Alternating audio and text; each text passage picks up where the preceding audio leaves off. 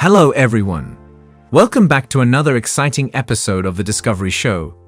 In this video, we shall be taking you to East Africa, and we shall be shining the light on the beautiful country of Eritrea. Eritrea is a small country located in the Horn of Africa, bordered by Sudan to the west, Ethiopia to the south, and Djibouti to the southeast. It gained independence from Ethiopia in 1993 after a long struggle for independence, and has since been working to establish itself as a viable nation.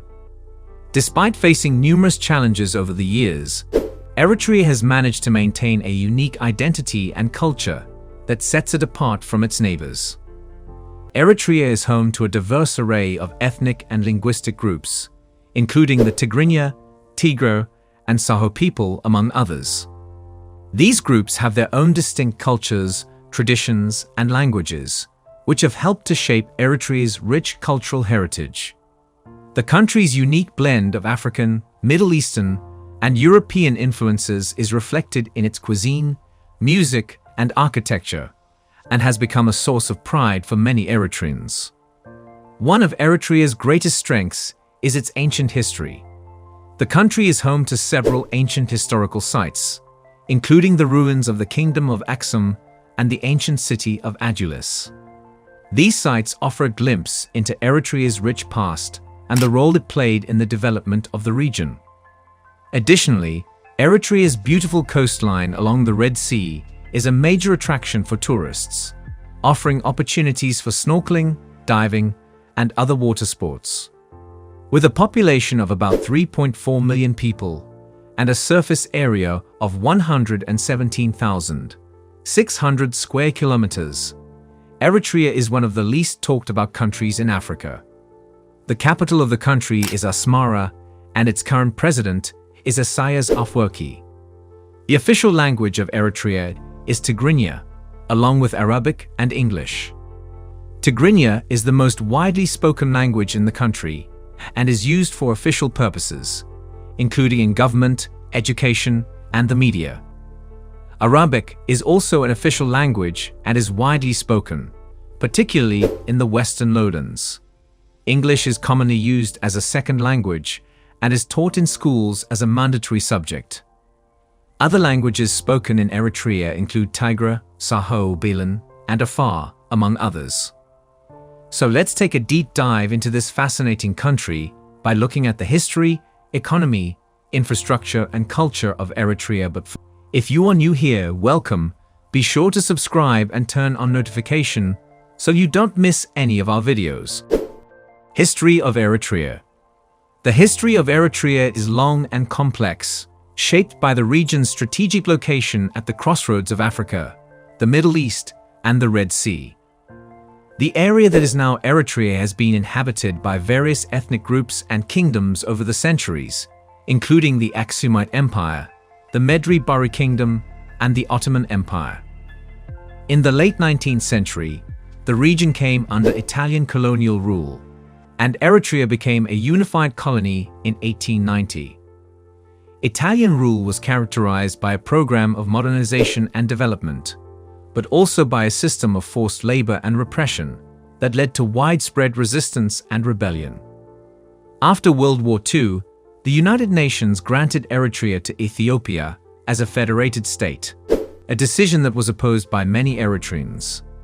In 1961, the Eritrean Liberation Front, ELF, was formed to fight for independence, and a long and bloody war ensued. The conflict was marked by atrocities on both sides and by the use of proxy forces by neighboring countries, including Sudan, Ethiopia, and Somalia. In 1991, after decades of fighting and international pressure, the Ethiopian government agreed to hold a referendum on Eritrean independence, which was overwhelmingly approved by the Eritrean people.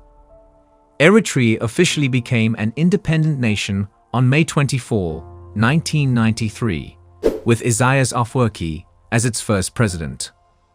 Since independence, Eritrea has faced numerous challenges, including political instability, economic underdevelopment, and regional conflicts.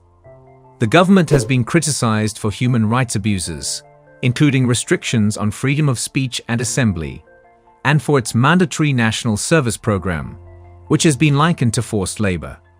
Despite these challenges, Eritrea remains a proud and resilient nation with a rich cultural heritage and a unique place in the history of the Horn of Africa.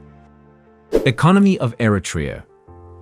Eritrea has a developing economy that is largely based on agriculture, mining, and services. Agriculture is the largest sector of the economy, employing around 80% of the population and accounting for around 20% of the country's GDP. The main crops grown in Eritrea include sorghum, millet, wheat, barley, and various fruits and vegetables. Mining is also an important sector of the economy, with Eritrea's mineral resources including gold, copper, zinc, and potash. The Bisha mine, which is operated by a Canadian mining company, is the country's largest gold mine and is a major contributor to the economy. However, the mining sector has faced challenges in recent years, including declining commodity prices and disputes with foreign mining companies. The services sector is relatively small but is growing, particularly in urban areas such as the capital city of Asmara. The tourism industry is also a potential growth area, as Eritrea has a rich cultural heritage and a unique landscape that includes mountains, deserts, and a coastline along the Red Sea. Despite these potential growth areas, Eritrea's economy faces significant challenges. The country has limited infrastructure, including roads, electricity, and telecommunications, which has hindered economic development. Eritrea also suffers from food insecurity, with periodic droughts and floods affecting agricultural production. The government has implemented a number of economic reforms in recent years, including the introduction of a new currency and the liberalization of some sectors, but progress has been slow. Overall, Eritrea's economy remains fragile and heavily dependent on external factors, particularly the global prices of commodities. The government has identified economic development as a key priority, but achieving sustained growth and development will require significant investment and structural reforms. Infrastructures in Eritrea.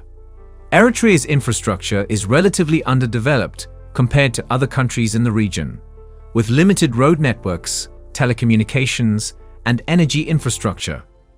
The country's infrastructure was severely damaged during the long war for independence and the subsequent conflict with Ethiopia, and rebuilding efforts have been slow. Roads are the primary mode of transportation in Eritrea, with a total road network of around 5,000 kilometers. The main highways connect the capital, Asmara, with other major cities and towns, but many rural areas are still inaccessible by road. The government has invested in road construction and improvement projects in recent years, including the construction of a new highway between Asmara and Massawa. But progress has been slow due to resource constraints and other challenges.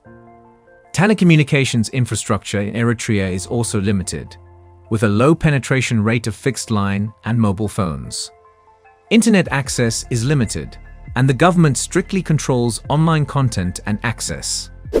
The country has limited electricity infrastructure, with many rural areas lacking access to electricity. The government has invested in renewable energy sources, including solar and wind power, to help address this issue. Eritrea has one major port, the port of Massawa, which is located on the Red Sea. The port was damaged during the conflict with Ethiopia and has since undergone reconstruction and expansion. The airport in Asmara is the main international gateway to the country, with limited domestic air travel options. Overall, Eritrea's infrastructure remains underdeveloped and in need of significant investment to support economic growth and development. Culture of Eritrea. Eritrea is home to a rich and diverse culture that reflects the country's long and complex history and its position at the crossroads of Africa, the Middle East, and the Red Sea. Eritrea's culture is characterized by its linguistic diversity, with numerous ethnic and linguistic groups represented, each with their own unique traditions, customs, and practices. One of the most prominent aspects of Eritrean culture is its cuisine, which features a blend of African, Middle Eastern, and European influences. The staple food is injera, a sourdough flatbread made from teff flour, which is often served with stews and other dishes. Other popular dishes include zigni, spicy beef stew, sevi, chicken or beef stew, and shiro, a spicy chickpea or bean stew. Music and dance are also important elements of Eritrean culture, with many different styles and instruments represented. Traditional Eritrean music often features the kra, a lyre-like instrument, the masenko, a single-stringed fiddle, and the wata, a bamboo flute. Modern Eritrean music draws on a variety of influences, including reggae, hip-hop, and Arabic music. Eritrea has a rich tradition of handicrafts, including weaving, pottery, and basketry. Many rural communities continue to practice traditional crafts, with products ranging from baskets and mats to traditional clothing and jewelry. Religion is an important part of Eritrean culture, with Christianity and Islam being the two dominant religions. To conclude, Eritrea is a very unique country, and if you love discovery and exploration, then Eritrea should be a country you should definitely visit.